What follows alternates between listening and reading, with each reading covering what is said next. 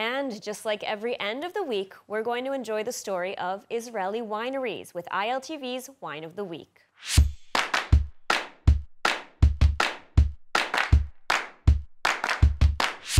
And for this week's wine pick, we're focusing on the 1848 winery. 1848 winery tells a story of both the history of Jerusalem and of Israeli wine. It also shares the story of the Galina Shore family that has passed on the traditions of a family winery from generation to generation since 1848, when the family began making wine in the old city of Jerusalem. Today, the winery produces some 250,000 bottles a year.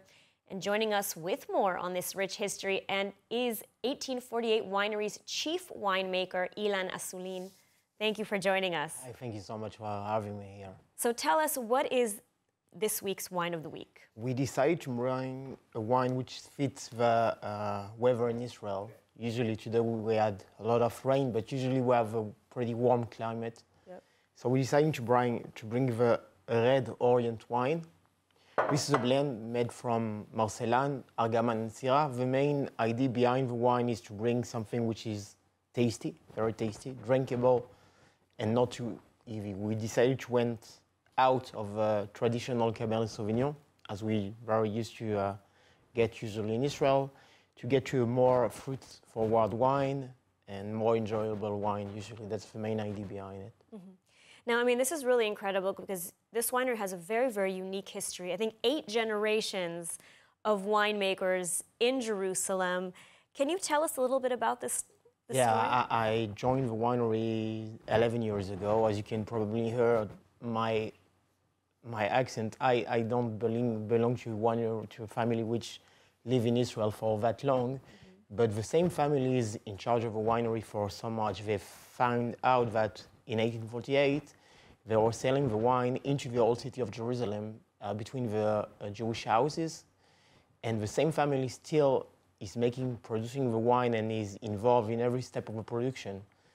I was felt very lucky as I joined the family. That's the way I feel there. And we get to produce some very amazing wine with people who do love and do understand how to do it. So that's the main thing about it, I believe.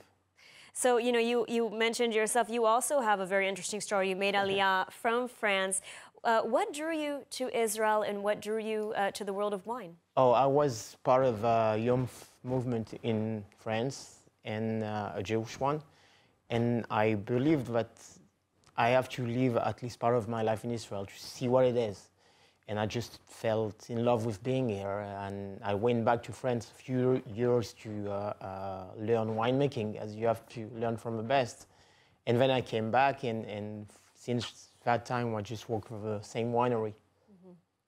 With this amazing family winery. And, you know, I see you have a selection of wines here. What other wines does the winery produce? Oh, we have a pretty large range by now. We start with a pretty classical second-generation series where you can find Cabernet, Merlot, Chardonnay, which is basically what people are searching for.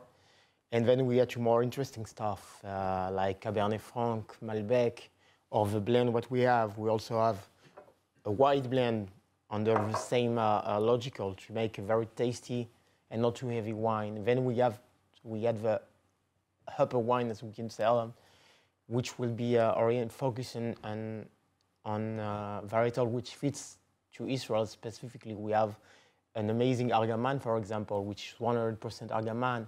We also have Petit Syrah, and then we have very French-style blends in the upper wines, as we say. We have a special reserve and other styles, yeah. Mm-hmm. Incredible. When I see, so it's a 2nd generation, 5th generation. 7th generation, yes. The main idea was to use the family history to make it easy to understand. In a lot of wineries, just go and you don't know what's supposed to be better than what. Here you have the numbers, so just get up with the numbers. Great. All right, well, Ilan, thank you so much for taking the time to speak with us and to share this week's Wine of the Week. It was a pleasure.